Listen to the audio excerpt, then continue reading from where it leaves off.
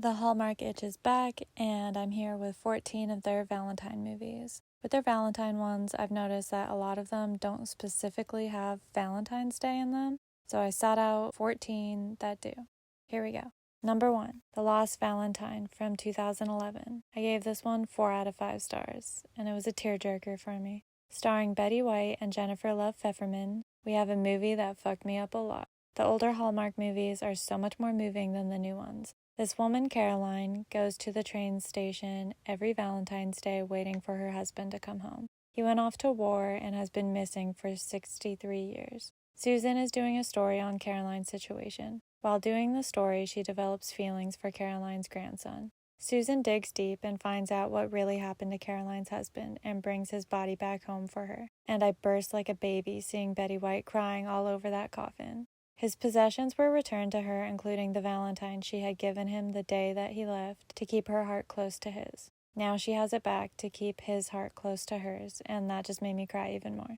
Susan and the grandson fall in love because of course they do. I did really enjoy this movie. Betty White is a doll. Jennifer Love Hewitt's smile will always melt my heart. The guy from Sleepover did well too, but a few things did bother me. Susan has a boyfriend at the beginning of the movie who proposes to her. She says she has to think about it. He goes on a work trip, and while he's gone, she works on this project, getting close to the grandson and almost kisses him, like barely a centimeter away from each other's lips. She pulls away last second and ends up breaking off her engagement with her fiancé, but what the fuck? That seems like one of those, well, I technically didn't cheat things, and it just grosses me out.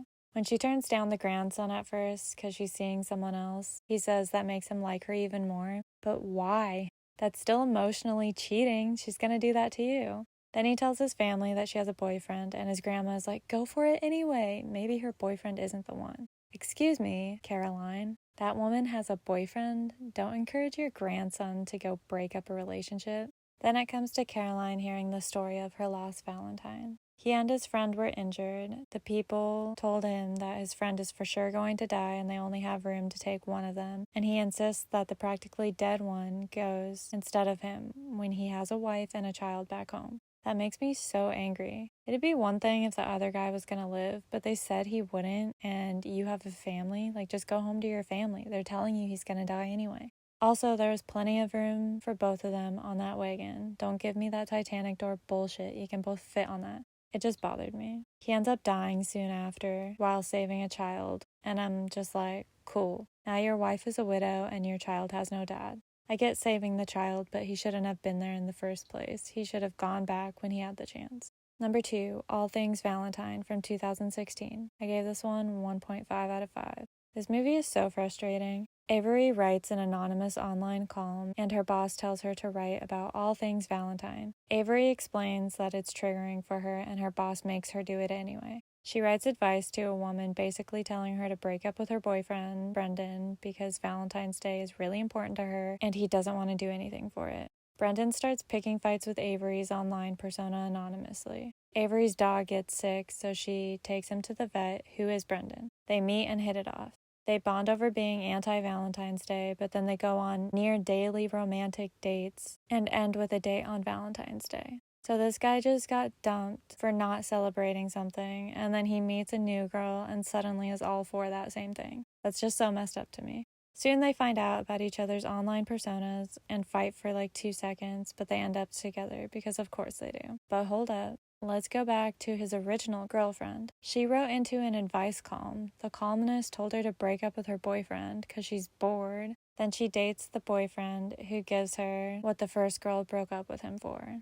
What the fuck kind of romance is that? Hallmark writers need some serious help. That is not okay. I'd also like to add that Brendan is played by the married guy Selena fucks in Gossip Girl. Number 3, Valentine Ever After from 2016. I gave this one 2 out of 5. Taylor Townsend, Julia, accidentally damages property at a bar and has to do community service while staying at a ranch. Even though she's engaged to a guy back home, she still falls in love with the rapey guy from 50 Shades of Grey series. Ben. It saddens me how many Hallmark movies include emotional cheating. This one almost feels like a Christmas movie, probably due to all the snow, but they hold a fundraiser for the ranch on Valentine's Day, so it technically fits here. Number 4, My Secret Valentine from 2018. Gave this one 3 out of 5.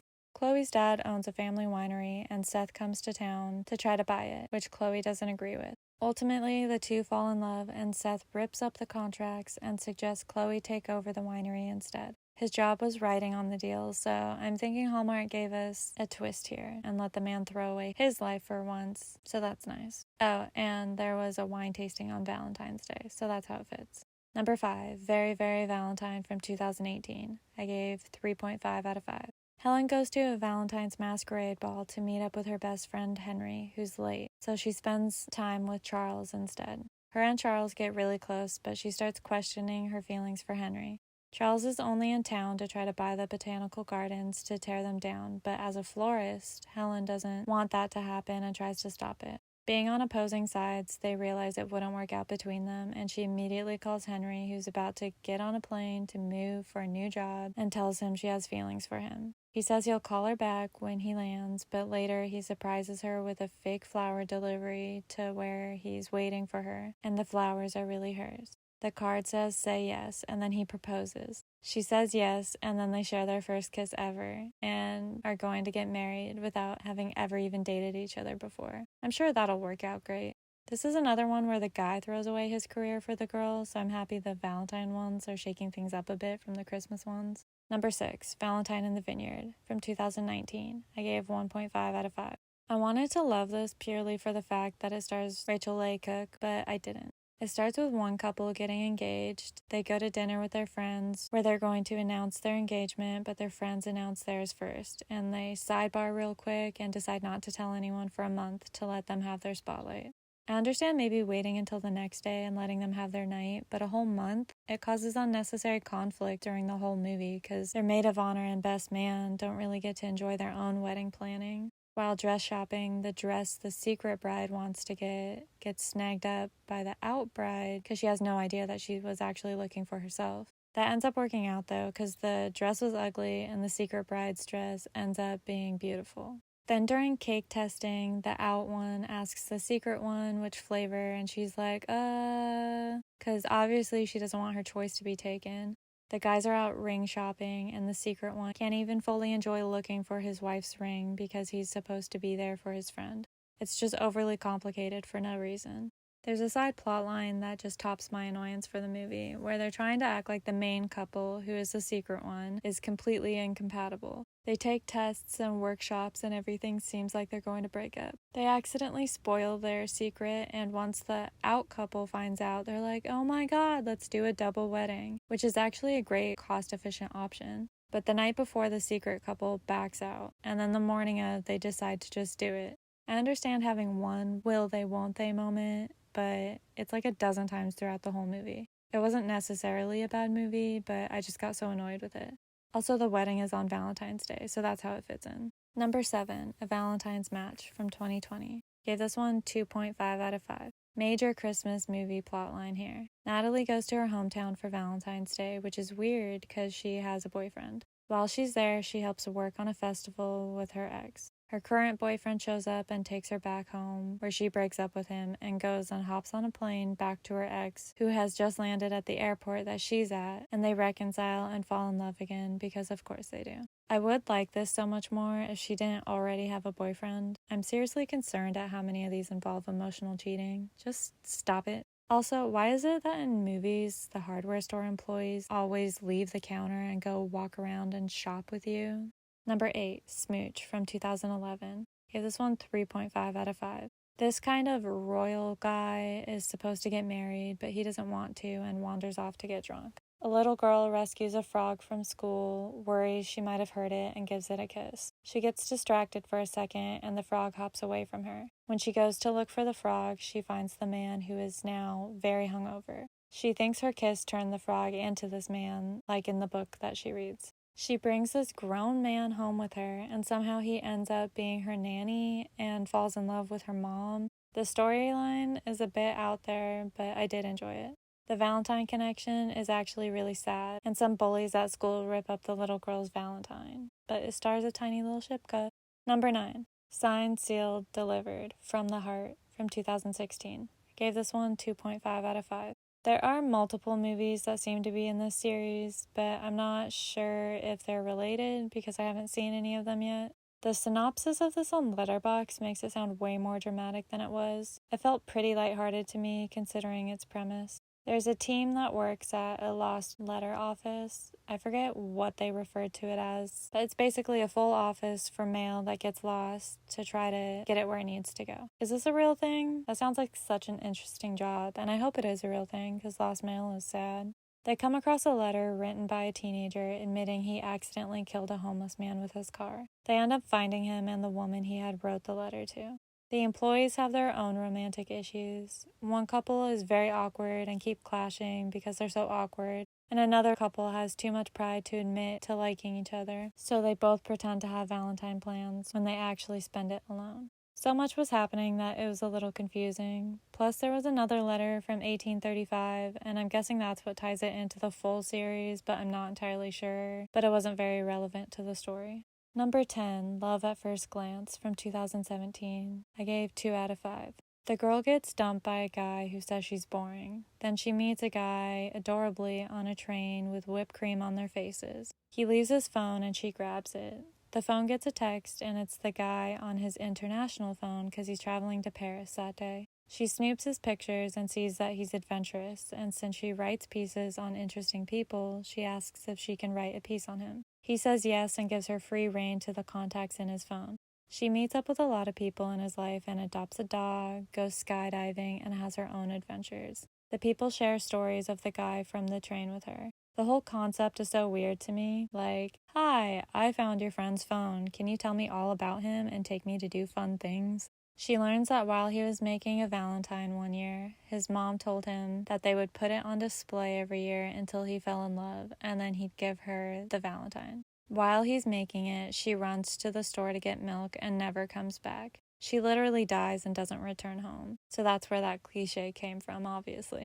At school, he's making Valentines and he gets triggered and runs outside where a classmate follows him. She tells him Easter is better anyway. The child actors they got for this scene are absolutely horrible. I feel terrible saying that, but this scene was so hard to watch due to their acting. They grow up really close, and I think they're in a relationship. It's not really stated. It's stated he was in love with her, but I don't know if they were officially together. She falls off a bridge on her bike and stays in a coma for a long time, waking up with amnesia. The nurse keeps trying to help bring back her memories, but she gets impatient and tells the main guy to stop visiting her. Then she falls in love with the fucking nurse, and they have a kid together. That's so gross to me. That nurse knew that she had a partner and took advantage of her amnesia, and there's also a weird power dynamic there. But anyway, after that, the main guy starts traveling the world and goes on adventures and doesn't love again until the girl on the train. They had only sent a couple of texts here and there throughout the whole movie while he was in Paris, so they had barely spoken at all.